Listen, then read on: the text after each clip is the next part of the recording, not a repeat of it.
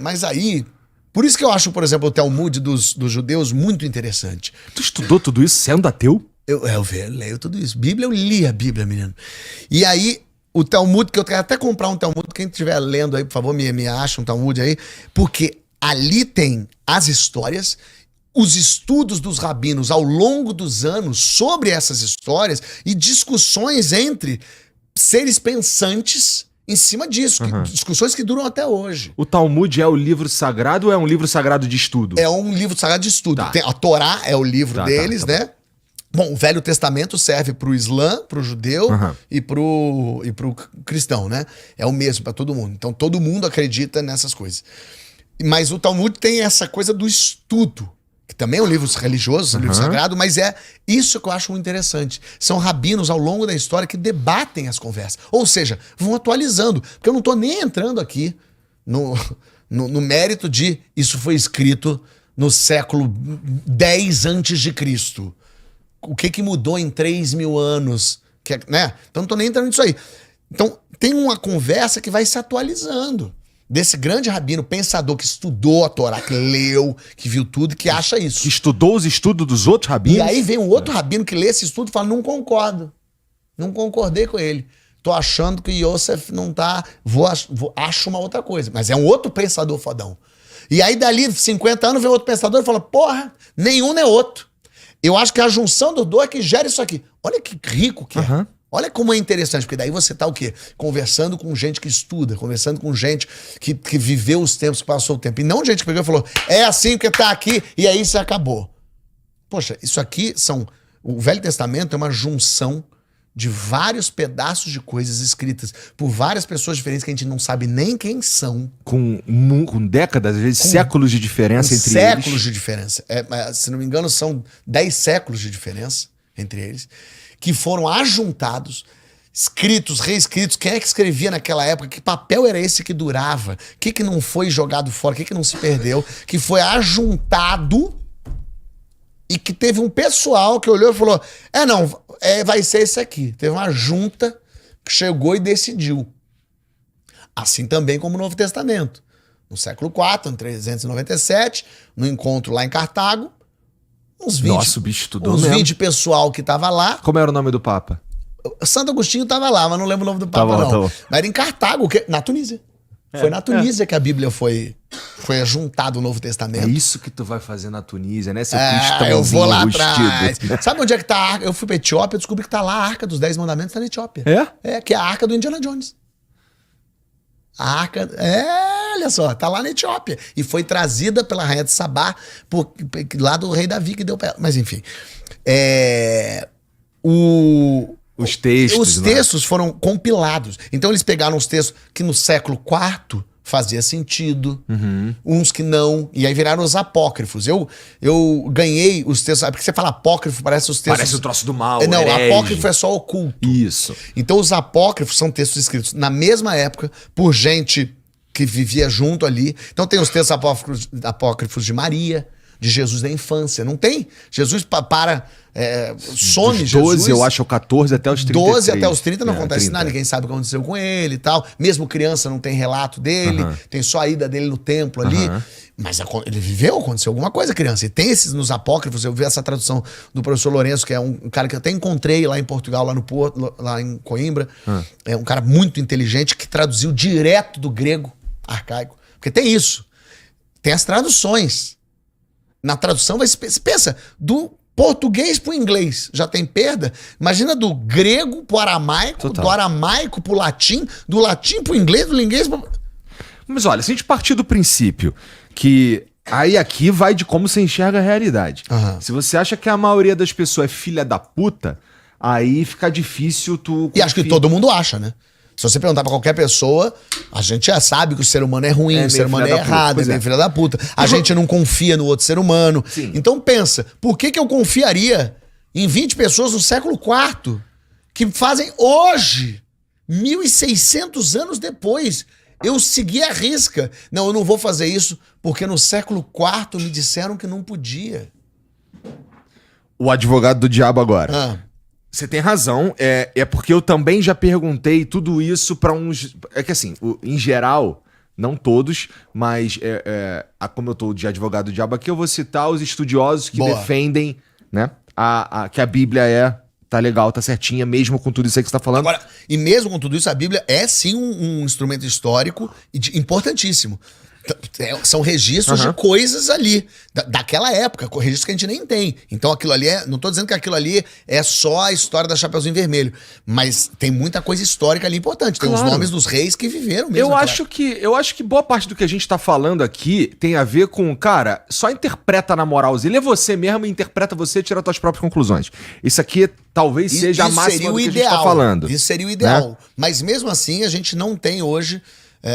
falando de Brasil, pessoas com capacidade de interpretação de texto. E eu não estou falando de gente ignorante que não sabe ler. Essas também não tem, mas estou falando de gente que estudou.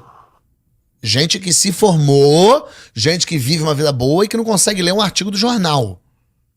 Imagina ler a Bíblia e interpretar, trazer para os dias atuais. O que será que queria dizer? Por que naquela época se falava isso?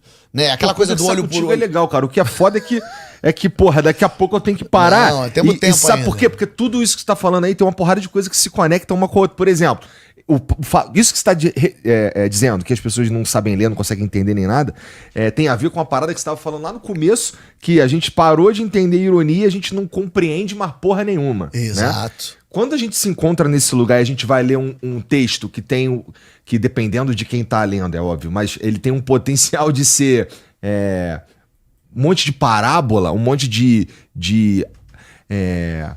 sei lá, são histórias construídas para serem entendidas por pessoas de 3.000 anos atrás que não tinham todo o arcabouço intelectual que temos em 2025. Bom, as pessoas hoje sabem ler. Então como é que eu faço pro cara lá não comer a porra do porco? Isso. Que vai matar ele, porque a gente não sabe tratar essa porra. É evidente, lógico. Né? É isso aí. É o olho por olho, dente por dente, né? Antigamente você matava uma pessoa, se eu te matasse, a sua família tinha direito de matar 7 da minha. E aí então vira uma chacina. Aí um cara falando, vamos ver o seguinte, é olho por olho, dente por dente. Matou, o Fábio te matou, você mata o Fábio. Aí acaba aqui a matança. Aí a gente segue vivendo a vida. Porque mas isso não quer dizer que a gente deve operar assim em 2025. Lógico. Até porque veio o Novo Testamento depois e Jesus falou que, meu irmão, ame o próximo como a si mesmo. E Exato. É isso. Pronto. Né? E vem Jesus e fala umas outras coisas. Claro que Jesus vem para tentar corrigir uns negócios que tem lá no Velho Testamento. Mas mesmo o Novo Testamento é isso. É uma junção de textos que foram escolhidos por um pessoal. Que pessoal era esse que a gente nem sabe? É um pessoal que pode ter feito justamente para trazer benefício próprio. Estudiosos da Bíblia, e aqui eu tô falando em geral dos caras pró-Bíblia, os estudiosos, quando eu perguntei, ou quando fala-se sobre esse os apócrifos ou a construção dos livros da Bíblia. Eles falam o seguinte, cara, a gente estudou pra caralho, a gente faz escavação, a gente consegue encontrar provas históricas de várias coisas que tem na Bíblia, não das, sei lá, das coisas alegóricas, mas eu tô falando assim, tipo, Nabucodonosor tava lá mesmo, entendeu? Aqui, a gente tem aqui registro de Nabucodonosor. A Bíblia tem base na realidade. Claro que tem base na realidade. Só que a gente sabe que os anjos não vêm do céu pra ver se Sodoma e Gomorra tá acontecendo. Talvez esse tenha sido um jeito de contar pra fazer os caras entenderem uma coisa, não sei o que, compreender. Isso. No Novo Testamento, Jesus ficava mais claro porque Jesus dava o sermão do monte lá, e lá ele contava uma parábola e ficava claro que era uma parábola. Exatamente. Né? E a gente tá falando aqui de como é que eu chego nessa... A fábula serve pra isso. A fábula da corrida da lebre e da tartaruga. É bonito pra você, se você conta, se você não trabalha arduamente, você é a cigarra que fica só cantando, a formiguinha no inverno ela não consegue sobreviver.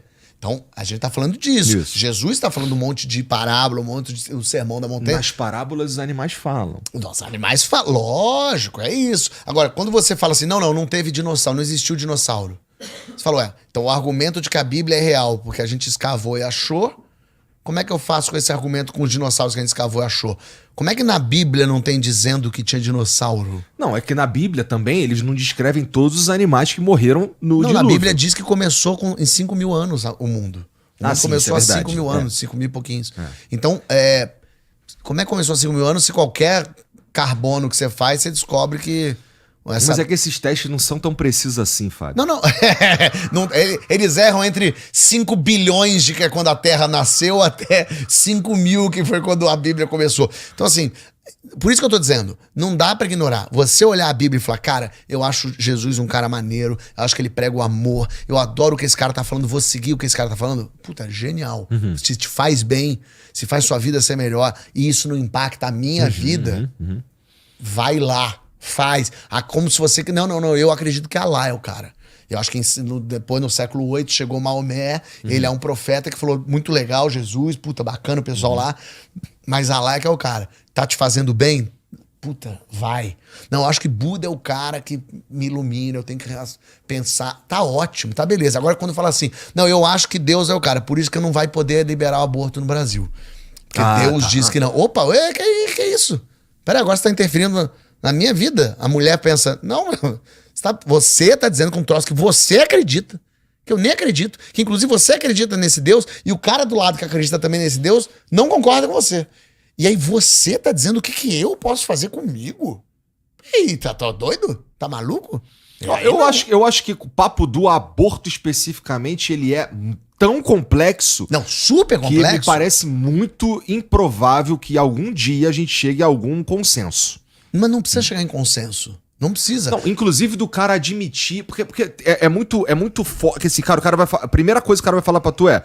Porra, tá falando então que pode matar as outras pessoas. Então eu posso ali dar um tiro no cara e matar aquele cara. Não. Mas, pô, você não tá falando que pode matar um ser que tá dentro da tua barriga? Tipo, você tá falando... Claro. Não, esse é um debate super. Fudeu. Mas eu tô indo pro debate religioso. E esse é o que não me interessa. Me interessa é uma vida? Poder matar? Opa, isso interessa. Vamos falar sobre o que é uma vida? Até mesmo porque na Bíblia, em Levíticos, Deus, quando cria o homem do barro, o homem só tá vivo quando Deus sopra ele. Quando ele respira. Não é quando o coração dele bate. E aí? Ué, o feto não tá respirando. Lá dentro. Quer falar de religião? Vamos falar só quando ele... Mas ao mesmo tempo vamos combinar aqui que ninguém tá a favor de matar uma criança que tá 8 meses na barriga da mãe. Enfim, mas eu não quero entrar no papo de aborto. Só quero entrar aqui. Não é possível que, por conta de um livro que foi escrito em 1000 a.C., uma junção de papel, gente que não sabe, gente que optou por fazer, que foi traduzido, retraduzido, colocado. Você que acredita nesse livro, com mais bilhões de pessoas que também acreditam nesse livro, cada um acreditando numa coisa, você quer interferir na minha vida? Você tá muito louco, porque daí amanhã eu vou falar assim, então vamos parar de vender carne no Brasil, porque na Índia a vaca é um animal sagrado, não se pode comer carne de boi, de vaca, e eu acho que a gente tem que respeitar os deuses. Tem uma comunidade hindu aqui no Brasil e que ela está ofendida. Ah, mas eles são a minoria. Não, então peraí, então a gente vai pela maioria... Porque daí começa a virar uma outra coisa, porque a maioria aqui, mas lá na Índia a maioria lá. Então assim, cada um vive a tua vida acreditando no que te fizer melhor. Se te faz bem acreditar que você vai morrer e vai para um céu encontrar toda a tua família, os seus bichos, puta, que ótimo. Tomara. Não, seria lindo, imagina. Eu adoraria morrer e assistir uma história do mundo. O meu sonho era ficar morto depois vendo tudo que aconteceu, as verdades que aconteceu. Tal. Se te faz bem isso, tá ótimo. Agora, não pode interferir na minha vida aqui. E aí, o que eu tô dizendo é, a Bíblia, que é um livro já super controverso, quantas derivações cristãs existem em cima disso? Então não é que assim, não, todo mundo concorda que é isso. Não. Ninguém concorda com nada. Ainda mais no Brasil. No Brasil a pessoa não, eu sou católica, eu acredito em Jesus, até bater na madeira pra isolar. O que tem bater na madeira a ver? Não, eu pulei 3 ondinhas pra Iemanjá. Pera aí, você acredita em Jesus, você acredita em Iemanjá? Como assim? Não, eu usei amarelo que é pra atrair dinheiro. Peraí, você lê a Bíblia, você leu a Bíblia, você entendeu que amarelo não vai trazer dinheiro? É Deus que vai trazer dinheiro e Deus já tá tudo escrito. Então assim, o Brasil tem esse sincretismo que vai trazendo tudo e vai juntando, que eu acho uma maravilha, mas vai enlouquecendo a pessoa, porque daí ela quer que eu me estabeleça pelas regras loucas da cabeça dela. Porque ela acredita em Jesus... Mas ela também acredita em Iemanjá, mas ela tem medo de espírito. Aí à noite bateu a porta lá, achei que é minha avó morta, tive um sonho, é um pressentimento. É a junção de tudo. Você fala, cara, então tudo bem, quer acreditar nessas coisas, acredita. Nem eu sei a resposta. Mas aí não faz a vida do resto das outras pessoas se basearem em cima disso. E tem muita decisão, muita coisa que não acontece porque a religião impede.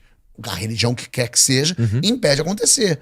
de clonagem, de genoma, de embrião. Não deixa acontecer. E tem umas coisas ainda que a gente ainda volta no tempo com coisas do tipo, não, se eu congelo um embrião, não pode agora mais jogar fora esse embrião. Ele já é uma vida. Aí você não pode jogar fora, por lei. Como assim? Você tá muito louco? É um negócio que entrou, no que entrou a gente congelou, não existe nada ali. Não existe nada. Já é, não pode. Por lei, não pode. Você não pode no Brasil, por exemplo, aí você não pode poder... Eu quero a morte assistida, né? Não é nada a ver com suicídio.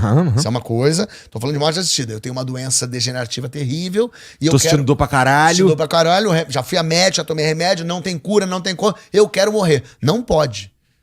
Podemos ter toda a discussão de o que é uma vida, o que é tirar a vida. Mas não se pode hoje morrer no Brasil porque a religião não deixa. Quem é você pra tirar a própria vida? Quem é você? Mas não, eu tô fudido, eu tô mal. Tanto que aquele Dr. Morte que tinha lá nos Estados Unidos, eu fui assistir um filme que fizeram pra TV, que é o Al Pacino. Você fala Dr. Morte, você acha que é um cara que mata gente, né? É um cara, ao contrário, que ele ajudava pessoas que estavam em estados deploráveis, tremendo, horríveis, que não queriam estar vivos. Porque se você quer estar vivo, continua. E ele ajudava a pessoa. Ele não matava a pessoa. Ele pegava a injeção, botava no braço da pessoa e a própria pessoa tinha que dar. E aí ele ia preso, aí ele ia pro julgamento no júri, o júri achando ele horrível, aí ele botava o vídeo da pessoa. Quando ele bota o vídeo da pessoa assim, pelo amor de Deus, não consigo, o júri imediatamente falava, pode liberar esse cara, não precisa prender. Porque a pessoa quis. Ela tá vivendo uma vida terrível. Ela não tem nenhuma perspectiva. E a gente não tem esse debate por conta da religião?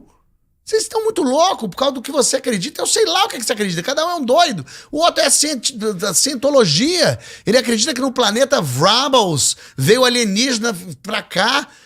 E é isso. Naquele documentário do Bill Maher, tem uma hora que os caras estão dando risada, os católicos dizem, ele falou, isso aí eram vocês há 2000 anos. Há 2000 anos, quando vocês falaram que Jesus era o filho de Deus, os caras riam assim, ó. Tá doido, é filho de Deus. Porque é assim. Agora, como é que isso embasa a nossa vida? E essa é a ideia do especial de Natal. Vamos ver essas histórias loucas. Então, tudo que eu falo tá na Bíblia. Eu não invento nada, nenhuma das histórias, nenhum dos detalhes. Tudo tá na Bíblia, inclusive eu dou os versículos, que é pra pessoa ir lá, quiser conferir.